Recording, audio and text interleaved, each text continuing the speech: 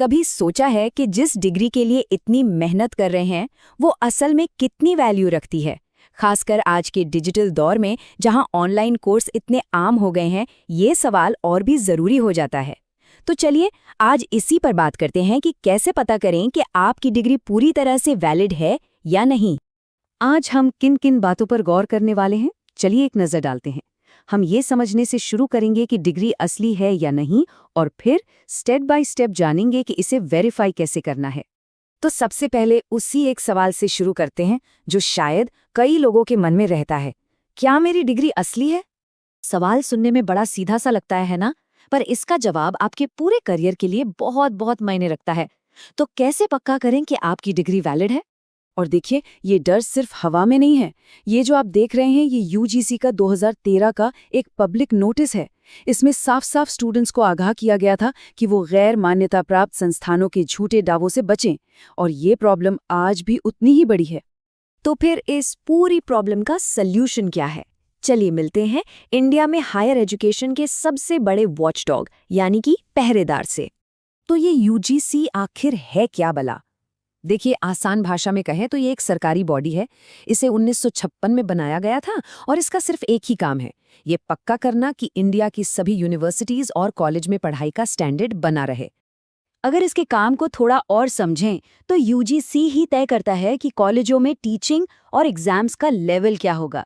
वो रिसर्च के लिए यूनिवर्सिटीज को ग्रांट्स यानी पैसा देता है, और एजुकेशन को बेहतर बनाने के लिए सरकार को सलाह भी देता है। मतलब हर तरह से स्टूडेंट्स के हक की रखवाली करता है। अच्छा, क्या आपको पता है कि इंडिया में सभी यूनिवर्सिटीज एक जैसी नहीं होती? चलिए जरा इनकी अलग अलग प्रकारों को समझते हैं। सबसे पहले आते हैं स्टेट यूनिवर्सिटीज। जैसा नाम से ही साफ है, इन्हें स्टेट गवर्नमेंट्स बनाती हैं और इनकी फंडिंग भी वही करती हैं, जैसे कि दिल्ली यूनिवर्सिटी या मुंबई यूनिवर्सिटी। फिर आते हैं डीम्ड टू बी यूनिवर्सिटीज। ये एक तरह का स्पेशल स्टेटस है जो उन इंस्टीट्यूट्स को मिलता है जिनका एकेडमिक स्टैंडर्ड बहुत हाई होता है। सरकार उन्हें एक यूनिवर्सिटी के बराबर का दर्जा दे देती है। तो इन दोनों में असल फर्क क्या है, खासकर एक स्टूडेंट के लिए?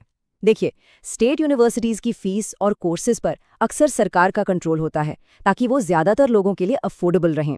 वहीं डीम्ड यूनिवर्सिटीज को अपने कोर्स डिजाइन करने और फीस तय करने की पूरी आज़ादी होती है।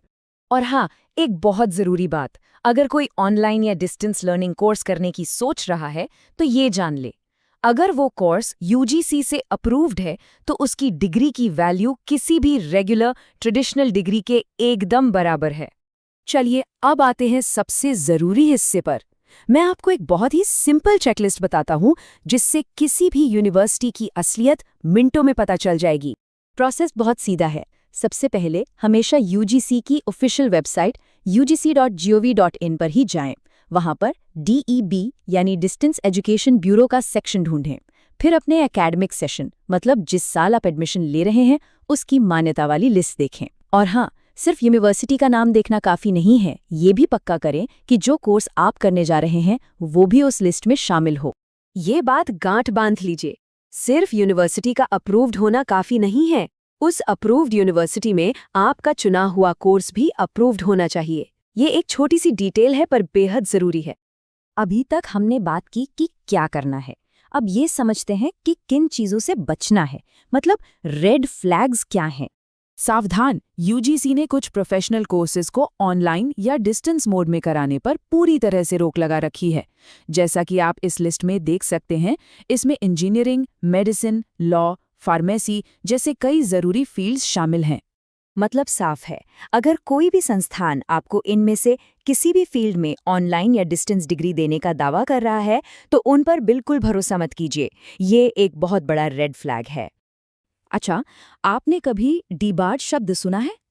इसका मतलब ये नहीं है कि यूनिवर्सिटी पर परमानेंट बैन लग गया है। इसका मतलब है कि उसे कुछ समय के लिए, मान लीजिए 1 या 2 साल के लिए, ऑनलाइन कोर्स चलाने से रोका गया है। ये अवधि खत्म होने के बाद वो दोबारा अप्लाई कर सकती है। एक और टेक्निकल चीज़ है टेरिटोरियल ज्यूरिसडिक्शन। इसका सीधा सा मतलब ये है कि एक यूनिवर्सिटी सिर्फ अपने तय किए गए ज्योग्राफिकल एरिया में ही ऑपरेट कर सकती है, खासकर जब बात डिस्टेंस एजुकेशन सेंटर्स की हो। तो चलिए अब तक हमने जो कुछ भी सीखा है उसे फटाफट समराइज करते हैं ताकि आप हमेशा एक स्मार्ट फैसला ले सकें। तो इस पूरी बातचीत से हमें क्या समझ आया? सबसे पहली बात, यूजीसी ही फाइनल अथॉरिटी है। दूसरी, हमेशा ऑफिशियल वेबसाइट ugc.gov.in का ही इस्तेमाल करें। तीसरी, यूनिवर्सिटी और कोर्स दोनों को वेरीफाई करें। चौथी, उन कोर्सेज से सावधान रहें जिनकी ऑनलाइन पढ़ाई पर रोक है। और आखिरी बात, एक अप्रूव्ड ऑनलाइन डिग्री उतनी ही वैलिड है जितनी एक रेगुलर डिग्री।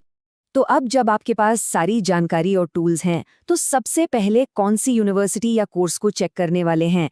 याद रखिएगा, सही जानकारी ही आपकी सबसे बड़ी ताकत है।